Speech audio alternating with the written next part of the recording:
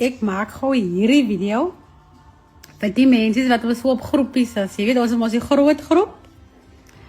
En dan dis mos nou die klein groepies, die kleintjies wat so vorm. Ons het mos hulle, ja, nou. Nou hierdie mense wat nou so post daar, die haters, right? Nou sê hulle mos op die groep, het jy nou gesien wat sê dinges en dinges? En dan comment allemaal mos nou, jy weet, die wat jy nou gedink het, die loyalties en die royalties en allemaal het mos nou iets te sê, maar wat hulle nie weet, iemand op die groep gaan post weer op die ander groep, waar ek ook op is, die selfe goed.